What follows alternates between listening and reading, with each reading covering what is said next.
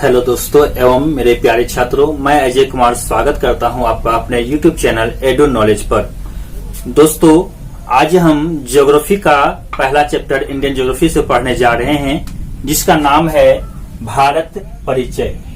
आज हम भारत परिचय के बारे में जानेंगे और इससे संबंधित जो भी सवाल हैं एग्जाम्स में पूछे जाते हैं, हम उसको देखेंगे किस प्रकार से सवाल एग्जाम्स में पूछे जाते हैं और हमें किस प्रकार से याद रखने हैं। दोस्तों सबसे ज्यादा बड़ी समस्या होती है किसी भी चीज को याद रखना। हम पढ़ तो लेते हैं लेकिन याद नहीं रख पाते हैं। हम किताबों को पढ़ते हैं, पढ़ के निकल जाते हैं, लेकिन वो हमें याद नहीं रह पाती है। हम उसके लिए कई बार रट्टा मारते हैं, लेकिन फिर भी दिमाग में कुछ दिन तक रहती है, फिर निकल जाती है। लेकिन मेरे अनुसार पढ़ने का सबसे अच्छा तरीका जो है वो है मैप के अनुसार। खासकर अगर आप ज्योग्राफी पढ़ रहे हैं तो आपको मानचित्र की बहुत ही ज्यादा आवश्यकता है। इसलिए अगर आप ज्योग्राफी पढ़ रहे हैं तो आपको जो मानचित्र की आवश्यकता है तो है ही, साथ ही साथ एक एटलस, यानी आपको दो चीजें लेनी होगी, एक मानचित्र एक एटलस। और अगर मानचित्र ले लेते हैं तो वो बड़ी वाले लेना है, क्योंकि एटलस में तो सारे छोटे छोटे मानचित्र हैं ही, लेकिन एक बड़ा मानचित्र आपको ले लेना है, वर्ल्ड का, एक भारत का, और आपके पास एटलस में सारे मानचित्र रहेंगे ही। इसके बाद अगर आप पढ़ेंगे तो आपको ज्योग्राफी पढ़ने में काफी ज्यादा मजा आएगा और सारी चीजें आपके दिमाग में अच्छी तरह से सेट हो जाएगी और आपको याद रहेगी। तो आज मैं आपको इस मानचित्र के माध्यम से, भारत के मानचित्र के माध्यम से इंडियन ज्योग्राफी का यानी भारत भूगोल का पहला चैप्टर भारत परिचय पढ़ाने जा रहा हूं, जिससे संबंधित जो भी सवाल एग्जाम्स में पूछे जाएंगे वो आप आसानी से सोल्व कर सकते हैं। तो दोस्तों शुरू करते हैं आज का क्लास। सबसे पहले आप भारत के मानचित्र से परिचित होंगे और हम भारत के बारे में जानेंगे सबसे पहले कि भारत की स्थिति विश्व के मानचित्र पर या फिर ग्लोब अथवा पृथ्वी पर कहां पर है। तो सबसे पहले हम इसके बारे में जान लेते हैं। अगर ये हमारी पृथ्वी है या फिर ग्लोब है और पृथ्वी के बीचों बीच एक रेखा गुजरती है पश्चिम से पूर्व की ओर, जिसे हम 0 डिग्री अक्षांश रेखा या फिर विषुवत रेखा के नाम से जानते हैं। ये मैंने अपना पुराना वीडियो, जो पहले का वाला वीडियो है ज्योग्राफी का, मैंने उसमें बताया हुआ है। आप अक्षांश और देशांतर के बारे में पहले पढ़ चुके हैं। तो 0 डिग्री अक्षांश रेखा जो है यह पूरे पृथ्वी को दो भागों में बांटती है। और मैंने दोस्तों पहले ही बताया है, जो भी रेखाओं की बात होती है ये रेखाएं सिर्फ और सिर्फ काल्पनिक रेखाएं हैं, पृथ्वी पर ऐसी कोई रेखाएं नहीं है। तो 0 डिग्री अक्षांश रेखा जो है यह पृथ्वी को दो भागों में बांटती है, एक तो उत्तरी गोलार्ध और दूसरा है दक्षिणी गोलार्ध। मीन्स अगर हम ऊपर की बात करेंगे नॉर्थ की ओर तो यह उत्तरी गोलार्ध हो जाएगा, और अगर हम नीचे की बात करेंगे साउथ की ओर तो यह दक्षिणी गोलार्ध हो जाएगा। इसके बाद एक और रेखा के बारे में मैंने आपको बताया था, देशांतर रेखा के बारे में, जो नॉर्थ से साउथ चलती है। और 0 डिग्री देशांतर रेखा से अगर हम बात करेंगे तो इधर वेस्ट और इधर ईस्ट, मीन्स वेस्ट और ईस्ट दो भागों में बटे हुए हैं, यानी पश्चिमी गोलार्ध और पूर्वी गोलार्ध। यानी ये हमारा पूर्वी गोलार्ध, ये अगर हम इसके इधर की बात करेंगे 0 डिग्री देशांतर से हम दाएं साइड जाते हैं तो ये हमारा क्या हो जाएगा, तो ये हमारा हो जाएगा पूर्वी गोलार्ध और बाएं साइड हो जाएगा हमारा पश्चिमी गोलार्ध। और अगर हम ऊपर की बात करेंगे तो नॉर्थ 0 डिग्री अक्षांश से ऊपर की ओर बात करेंगे तो उत्तरी गोलार्ध, और नीचे की ओर बात करेंगे तो दक्षिणी गोलार्ध। तो इस प्रकार से यह पृथ्वी बटी हुई है गोलार्धों में। और अगर हम भारत की स्थिति का बात करते हैं कि विश्व के मानचित्र पर अथवा ग्लोब पर हमारी भारत की स्थिति कहां पर है, तो वो यहां पर है।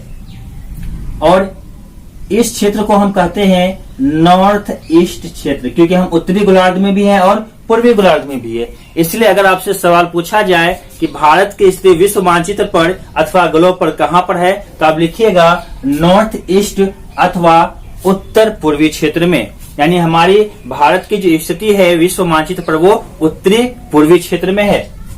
दोस्तों ये तो भारत की स्थिति का पता चल गया कि विश्व के मानचित्र पर अथवा ग्लोब पर कहां पर है। इसके बाद हम भारत के एरिया के बारे में जानते हैं कि भारत की कुल एरिया, कुल क्षेत्रफल जो है वो कितना है। तो अगर हम भारत की कुल एरिया की बात करते हैं तो 32,87,263 वर्ग किलोमीटर। ये कई बार सवाल पूछे गए हैं एग्जाम्स में, इसलिए आपको यह याद रखना है और यह पूरा फैक्ट ही आपको याद रखना होगा। कई बार अंक बदल के भी दे जाते हैं, तो ये आपको याद रखना अनिवार्य है। तो भारत का जो कुल क्षेत्रफल है वो कितना है, तो 32,87,263 वर्ग किलोमीटर, यह भारत का कुल क्षेत्रफल है।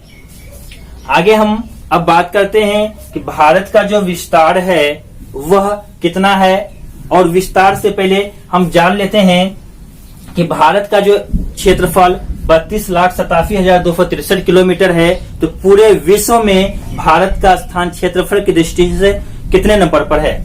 तो भारत का जो स्थान है क्षेत्रफल की दृष्टि से वो 7वें नंबर पर है, और एरिया में 7वें नंबर पर। अगर पॉपुलेशन में बात की जाए तो पॉपुलेशन में भारत का स्थान है 2 नंबर पर, यानी क्षेत्रफल की दृष्टि से जो है भारत कितने नंबर पर है, तो 7वें स्थान पर है। और इससे पहले 6 और देश हैं जो कि भारत से बड़े हैं। हालांकि वो विश्व भूगोल का चैप्टर है, लेकिन मैं इसमें आपको बता दे रहा हूं ताकि आपको आसानी से याद हो जाएगा, समझने में दिक्कत नहीं होगी कौन कौन से देश हैं जो क्षेत्रफल में भारत से बड़े हैं।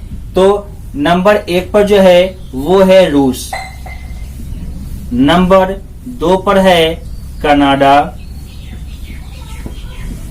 नंबर 3 पर है चीन, नंबर 4 पर है अमेरिका,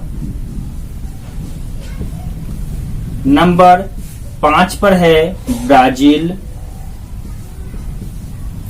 नंबर 6 पर है ऑस्ट्रेलिया,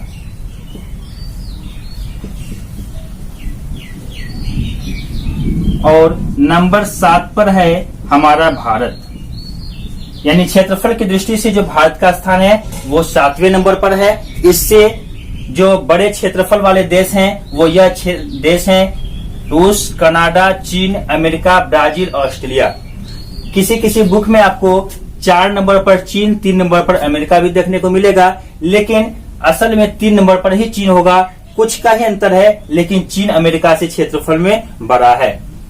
और अगर यह देश आपको याद नहीं हो तो इसके लिए एक ट्रिक के माध्यम से आप याद कर सकते हैं, जो काफी अच्छा भी है, याद रह जाएगा।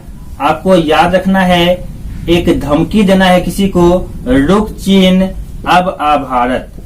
बस आपको इतना ही बोलना है और आपको यह धमकी से जो अक्सर दिया जाता है उसी से आपको याद हो जाएगा कि रूस से रूस, क से कनाडा, चीन से चीन, अ से अमेरिका, ब से ब्राजील, आ से ऑस्ट्रेलिया और भा से भारत तो है ही हमारा भारत। तो रुक चीन अब आ भारत, इसके माध्यम से जो है आप सारे क्षेत्रफल में जो भारत से बड़े देश हैं उनका क्रम याद कर सकते हैं। और ये क्रम में है, अक्सर एग्जाम में क्रम लगाने के लिए दिया जाता है देशों का, घटते क्रम में या बढ़ते क्रम में दिया जाता है। तो इस तरह से आप क्रम आसानी से लगा सकते हैं। चलिए आगे बढ़ते हैं हम।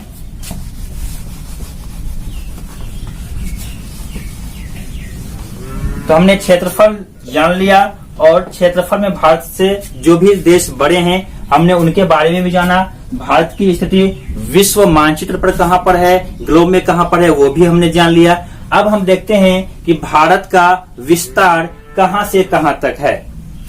तो हम भारत के विस्तार की बात करेंगे। तो अगर हम नॉर्थ की बात करते हैं, यानी ऊपर सबसे अगर हम बात करेंगे तो 37 डिग्री 6 मिनट, और अगर हम नीचे की बात करेंगे तो 8 डिग्री 4 मिनट।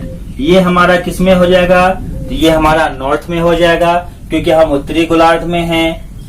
तो 8 डिग्री 4 मिनट से 37 डिग्री 6 मिनट नॉर्थ यानी उत्तरी। और अगर हम देशांतर की बात करेंगे तो देशांतर में हमारा जो है वह 68 डिग्री 7 मिनट में याद रखना है। और ये किस में याद रखना है, तो ईस्ट में 68 डिग्री 7 मिनट ईस्ट से लेकर 97 डिग्री 25 मिनट ईस्ट तक।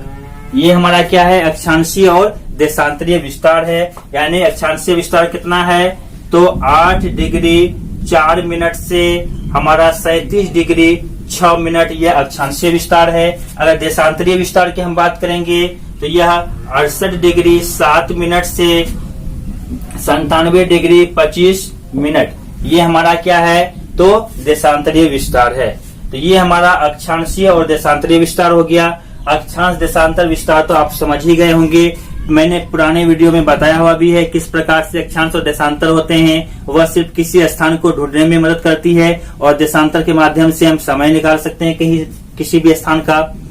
जैसे एक बार मैं थोड़ा सा इसमें बता दे रहा हूँ, आपका पुनः याद भी हो जाएगा आपको। मान लेते हैं ये हमारा 0 डिग्री विषुवत रेखा है और ऊपर जो हमारा है वो 90 डिग्री होता है, ये मैंने पुराने वीडियो में बताया था। तो 1-1 डिग्री का अंतर है, यानी अगर हम 0 डिग्री से बढ़ते जाएंगे तो 37 डिग्री मान लेते हैं यहाँ पर आया, ठीक है। तो यहाँ 37 डिग्री आया और 0 से थोड़ा हम ऊपर ले लेते हैं, यहाँ 8 डिग्री आ गया। तो यानी 8 डिग्री से 37 डिग्री, ठीक है। तो 8 डिग्री 4 मिनट नॉर्थ से 37 डिग्री 6 मिनट नॉर्थ। और अगर हम अब इसमें देशांतर की बात करते हैं तो ये आपको पता है कि देशांतर रेखा है, और देशांतर क्या है, सीधी नहीं होती है ना, तो आपको पता है। और 2 देशांतर रेखा मैं ले लेता हूँ, ये देशांतर रेखाएं हो गई 2, ठीक है। तो अगर यहाँ पर विस्तार की बात की जाए तो यहाँ पर अगर ये 68 डिग्री है और यहाँ पर ये 97 डिग्री है, ठीक है। मिनट आप यहाँ से याद कर लोगे। तो इस प्रकार से जो अक्षांशीय और देशांतरीय विस्तार है वो, अगर अक्षांशीय विस्तार की बात करते हैं तो 8 डिग्री 4 मिनट से 37 डिग्री 6 मिनट हो जाएगी। अगर हम देशांतरीय विस्तार की बात करते हैं तो 68 डिग्री है ना, 68 डिग्री 7 मिनट से 97 डिग्री 25 मिनट तक हो जाएगी। तो यह अक्षांशीय और देशांतरीय विस्तार हो गया भारत का, जो कि आपको याद रखना है, एग्जाम्स में पूछे जाते हैं। इसके अलावे अब हम बात करते हैं कि भारत की सबसे अंतिम छोर की, कि भारत की सबसे अंतिम छोर क्या है। तो सबसे अंतिम छोर अगर हम उत्तर में बात करते हैं, यहाँ पर मैं आपको समझाता हूं ताकि आप अच्छे से समझ सकते हैं। यहाँ पर अगर हम सबसे ज्यादा ऊपर यानी नॉर्थ की बात करेंगे तो सबसे ऊपर में एक जगह है जिसे हम इंदिरा कोल के नाम से जानते हैं। यह सबसे ऊपर का स्थान है जिसे हम क्या कहते हैं, इंदिरा कोल कहते हैं। और ये कहां पर है, तो जम्मू कश्मीर में है, यह जम्मू कश्मीर में है, ठीक है। और सबसे नीचे की अगर हम बात करेंगे दक्षिणी क्षेत्र की तो वह इंदिरा पॉइंट, यह क्या है, यह इंदिरा पॉइंट है। और यह कहां पर है, तो ये आपको ग्रेट निकोबार, जो कि अंडमान निकोबार का ही भाग है, ग्रेट निकोबार जो कि बंगाल की खाड़ी में स्थित है, वहां की सबसे अंतिम बिंदु है। लेकिन अगर हम स्थल भाग की सबसे दक्षिणी बिंदु की बात करेंगे स्थल में, तो वो हो जाएगा कन्याकुमारी, जो कि तमिलनाडु में है। ये तो हो गई सबसे उत्तरी एवं दक्षिणी छोर। अगर हम बात करें पूर्वी और पश्चिमी की, तो पूर्वी छोर हो जाएगा वलांगू और पश्चिमी छोर हो जाएगा गोरमाता। तो यह भारत का सबसे उत्तरी, दक्षिणी, पूर्वी और पश्चिमी बिंदु हो गया, जो कि हमें याद रखना है और ये एग्जाम्स में पूछे भी जाते हैं।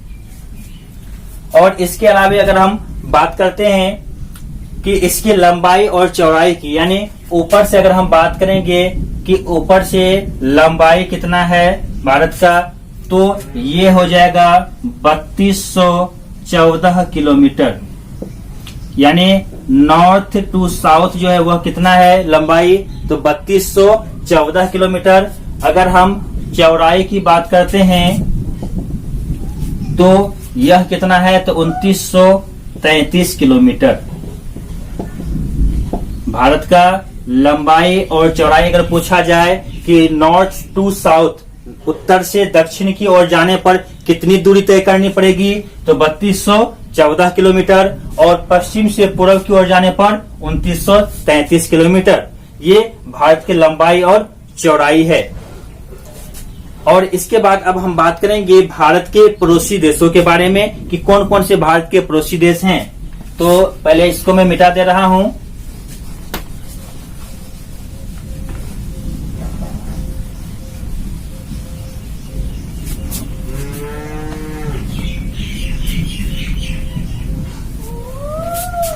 और आपको याद रखने के लिए मैं यहाँ पर बता दे रहा हूँ, ये 33 किलोमीटर पश्चिम से पूरब, और अगर मैं उत्तर से दक्षिण की बात करूं तो यह 3214 किलोमीटर। ये आपको याद रखना है, उत्तर से दक्षिण 3214 और पश्चिम से पूरब 2933 किलोमीटर।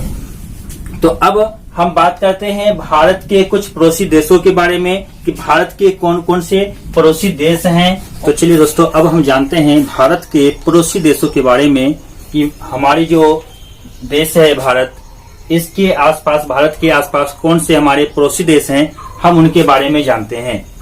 भारत में अगर हम मुख्य भूमि की बात करेंगे तो मुख्य भूमि से सटे रहने वाले जो देश हैं वो कितने हैं, तो टोटल 7-10 हैं।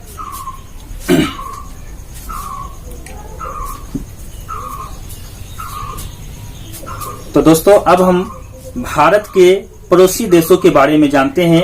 भारत के जो कुल पड़ोसी देश हैं जो कि स्थल रूप से सीमाएं बनाती हैं वो 7 है। कौन कौन से हैं वो हम मानचित्र के माध्यम से देखते हैं। भारत का पड़ोसी देश जो सबसे पहले है वो है पाकिस्तान, अफगानिस्तान,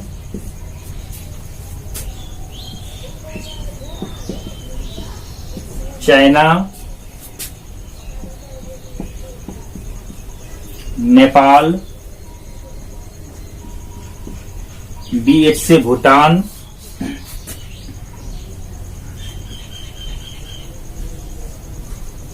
और बांग्लादेश, एक यहाँ पर है म्यांमार।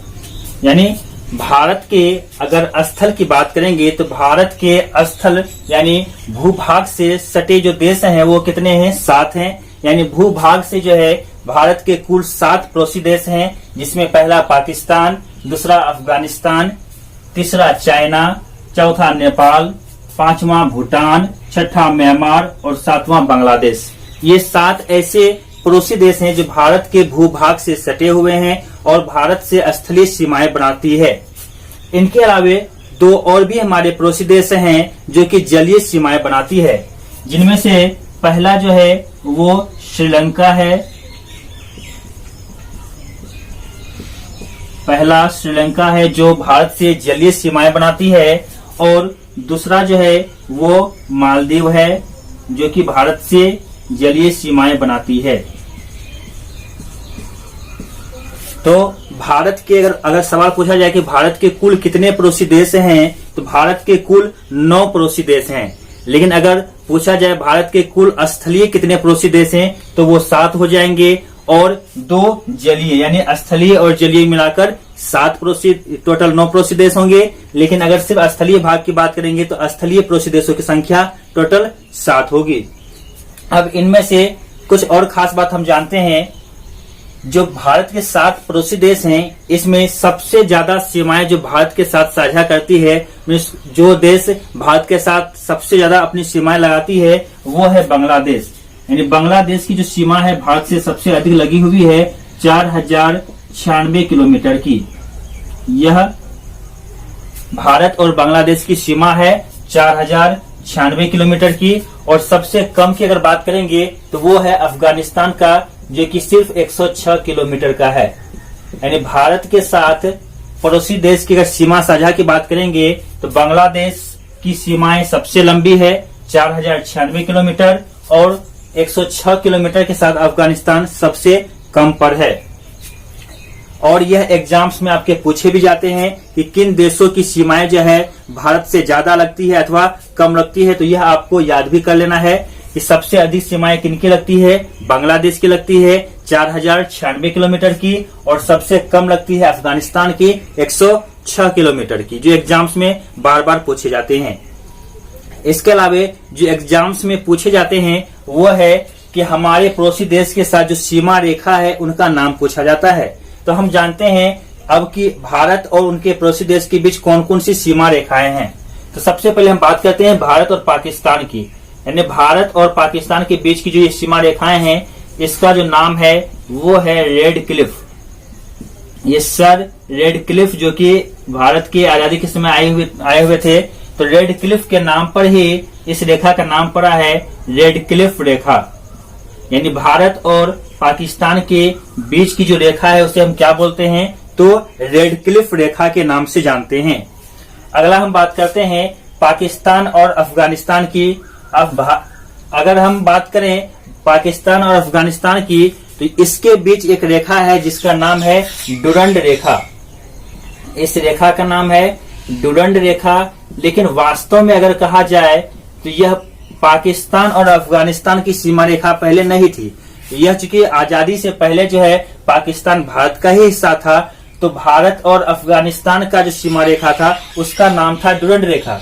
लेकिन चूंकि भारत से अब पाकिस्तान अलग हो चुका है और यह रेखा ही है आपका डुरंड रेखा, तो इसलिए अब जो है पाकिस्तान और अफगानिस्तान के बीच की रेखा को हम क्या बोलते हैं, तो डुरंड रेखा बोलते हैं। यानी पाकिस्तान और अफगानिस्तान के बीच की रेखा कहलाती है डुरंड रेखा।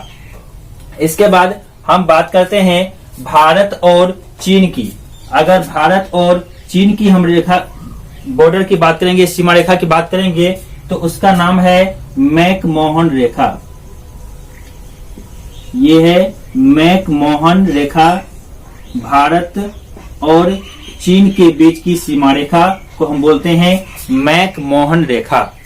इसके अलावा अगर हम भारत और बांग्लादेश की सीमा रेखा की बात करेंगे, तो भारत और बांग्लादेश की जो ये सीमा रेखा है इसे हम कहते हैं शून्य रेखा। इसे कहा जाता है शून्य रेखा।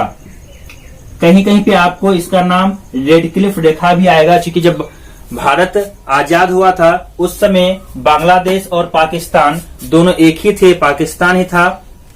यह पूर्वी पाकिस्तान और यह पश्चिमी पाकिस्तान कहलाता था। तो जो रेखाएं खींची गई थी उसे रेड क्लिफ रेखा कही जाती थी, क्योंकि रेड क्लिफ के कारण ही जो है वो मतलब बंटवारा किया गया था, उनके द्वारा ये बंटवारा हुआ था। लेकिन बाद में जब यह बांग्लादेश बन गया तो अभी जो बांग्लादेश और भारत की जो सीमा लगती है इस सीमा रेखा को कहा जाता है शून्य रेखा। ये एग्जाम्स में पूछे जाने वाले सवाल हैं।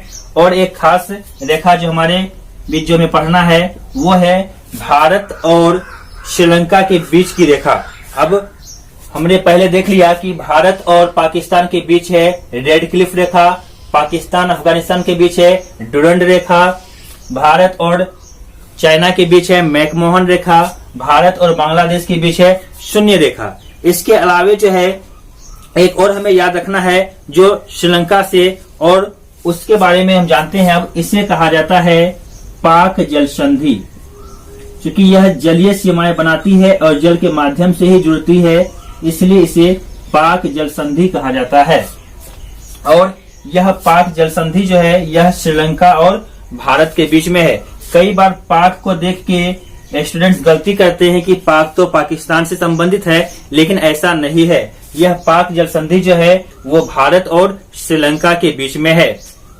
तो ये भारत के कुल पड़ोसी देश हो गए। अगर कुल पड़ोसी देश की बात की जाए तो टोटल जो पड़ोसी देश है वो 9 है। अगर भारत की स्थल सीमा की बात की जाए, भूभाग से लगने वाले पड़ोसी देश, तो वो 7 हैं। और अगर जलीय की बात की जाए, जलीय सीमाएं लगाने वाले पड़ोसी देश, तो वो है मालदीव और श्रीलंका 2। हमने जाना कि भारत और पाकिस्तान के बीच है रेड क्लिफ रेखा, पाकिस्तान अफगानिस्तान के बीच है डुरंड रेखा, भारत और चाइना के बीच है मैकमोहन रेखा, भारत और बांग्लादेश के बीच है शून्य रेखा, भारत और श्रीलंका के बीच है पाक जल संधि। ये सारे सवाल जो है एग्जाम्स के लिए इम्पोर्टेंट है, जो अक्सर पूछे जाते हैं एग्जाम में। और अगर सीमा साझा की बात करेंगे तो भारत के किस पड़ोसी देश की सीमा भारत के साथ सबसे ज्यादा साझा की जाती है, तो वो है बांग्लादेश की। बांग्लादेश की सीमा भारत से सबसे ज्यादा लगती है 4096 किलोमीटर, और सबसे कम लगती है अफगानिस्तान की 106 किलोमीटर। तो ये भी याद रखना है। अब हम बात करते हैं भारत के बारे में कि भारत जो है इसका जो स्थल भूभाग है, भारत का जो स्थल भूभाग है, इसकी कुल जो लंबाई है, यहाँ से अगर हम बात करें सीमा रेखा की, कुल कितनी सीमा रेखाएं हैं जो भूभाग से संबंधित है, तो भूभाग से जो संबंधित है वह है 15,200 किलोमीटर। यानी भारत का जो स्थलीय सीमा है वो कितना है, स्थलीय सीमा की अगर हम बात करेंगे तो वो है 15,200 किलोमीटर। भारत की स्थलीय सीमाएं कितनी है, 15,200 किलोमीटर, जो एग्जाम्स में पूछे जाते हैं और हमें याद रखने की आवश्यकता है। इसके अलावे अगर तटीय सीमा मीन्स यहाँ गुजरात का जो क्षेत्र है, यहाँ से अगर हम आते हैं गुजरात के क्षेत्र से और यह बंगाल तक का क्षेत्र मीन्स जो पानी से सीमाएं बनाती है, जल से सीमाएं बनाती है। अगर हम जलीय सीमा की बात करेंगे कि जलीय सीमाएं कितनी है, या फिर इसे तटीय सीमा के नाम से जानते हैं, यह अगर आपसे सवाल में तटीय सीमा के बारे में बात की जाए तो वह जो है वह 6100 किलोमीटर की है। लेकिन याद रखेंगे इसमें कि यह तटीय सीमा केवल भारत का जो भूभाग है उसके नीचे जो हम देख रहे हैं, जो किनारे वाला तट वाला क्षेत्र है, सिर्फ इसकी बात है 6100 किलोमीटर। लेकिन आपको पता होना चाहिए कि भारत का कुछ क्षेत्र और भी है, जैसे नीचे में इस प्रकार से यहाँ पर कुछ क्षेत्र बने हुए हैं जिसे हम अंडमान निकोबार के नाम से जानते हैं, और एक यहाँ भी है मालदीव। ये मालदीव के ऊपर में जो बना हुआ है ये लक्षद्वीप है, ये केंद्र शासित प्रदेश है भारत के। अगर टोटल की कुल की अगर हम बात करेंगे, यानी अगर हम लक्षद्वीप और अंडमान निकोबार को दोनों को मिला के अगर हम इसकी बात करेंगे तो यह कुल तटीय सीमा, यानी अगर हम कुल तटीय सीमा की बात करते हैं तो यह 7516.6 किलोमीटर है। यानी भारत की अगर तटीय सीमा की बात करेंगे सिर्फ तो वो 6100 किलोमीटर, लेकिन कुल तटीय सीमा की बात करेंगे तो वो कितना हो जाएगा 7516.6 किलोमीटर। तो यह भारत परिचय के अंतर्गत जो है हम लोगों ने मुख्य बातें देखी जो आपके एग्जाम्स में अक्सर पूछे जाते हैं। इसके अलावे अगर हम कुछ और इसमें बात करें तो यह तटीय भाग जो है जो हम देख रहे हैं यह 3 ओर से पानी से घिरा हुआ है। मीन्स अगर हम यहाँ से क्षेत्र को लेना शुरू करेंगे तो इधर जो है यह पानी का क्षेत्र है, यह कहलाता है अरब सागर। इसे हम अरब सागर के नाम से जानते हैं। यह बंगाल की खाड़ी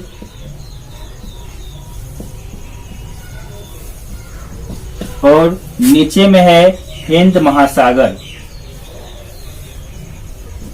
नीचे में हिंद महासागर, फिर बंगाल की खाड़ी और अरब सागर, यानी 3 तरफ से यह हमारा जो क्षेत्र है यह दक्षिण भारत का क्षेत्र, यह क्या है तो 3 तरफ से पानी से घिरा हुआ है। इसलिए दक्षिण भारत जो है इसे हम दक्षिणी भारत के साथ साथ जो है एक और भी नाम से जानते हैं और वह नाम है प्रायद्वीपीय भारत। इसे हम प्रायद्वीपीय भारत के नाम से भी जानते हैं। प्रायद्वीपीय का जो मतलब होता है वो होता है वैसा क्षेत्र जो 3 ओर से पानी से घिरा हो। और हम देख रहे हैं कि यह दक्षिण भारत का जो क्षेत्र है यह 3 तरफ से पानी से घिरा हुआ है, इसलिए इसे हम क्या बोलेंगे तो प्रायद्वीपीय भारत भी बोलेंगे। एग्जाम्स में यह पूछे भी जाते हैं इसके बारे में, प्रायद्वीपीय भारत के बारे में, तो हमें याद रखना है प्रायद्वीपीय भारत क्या है तो दक्षिण भारत को ही प्रायद्वीपीय भारत कहा जाता है, क्योंकि यह 3 ओर से पानी से घिरा हुआ है। और जो चारों ओर से पानी से घिरा होता है उसे हम द्वीप कहते हैं, जैसे अंडमान निकोबार या फिर यहाँ पे हमने देखा था लक्षद्वीप। ये जो है अंडमान निकोबार और लक्षद्वीप ये क्या है तो ये दोनों द्वीप हैं। और यह दक्षिण भारत का क्षेत्र को हम क्या बोलते हैं, इसे हम प्रायद्वीपीय भारत भी कहते हैं। और बीच में यहाँ पर जो है एक विंध्याचल पर्वत है जो कि भारत को 2 भागों में बांटती है, उत्तरी भारत और दक्षिणी भारत। यह विंध्याचल पर्वत जो है भारत को 2 भागों में बांटती है, उत्तरी भारत और दक्षिणी भारत। तो ये हमने आज भारत का परिचय के बारे में जाना। तो दोस्तों इसी के साथ हमारा इंडियन ज्योग्राफी का पहला चैप्टर भारत परिचय समाप्त होता है। और उम्मीद करता हूं कि जितने भी इम्पोर्टेंट सवाल एग्जाम्स में आते हैं वो सारे हो चुके हैं, हम पढ़ चुके हैं। यानी अगर अब कोई भी एग्जाम्स में आपसे सवाल पूछा जाए भारत परिचय चैप्टर से तो उम्मीद करते हैं कि एक भी सवाल आपसे नहीं छूटेगा।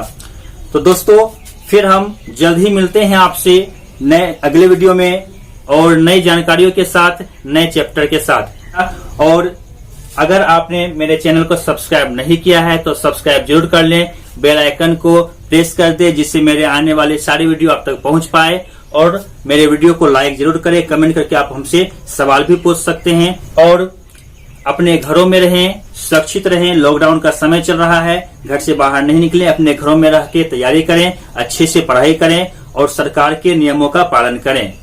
धन्यवाद।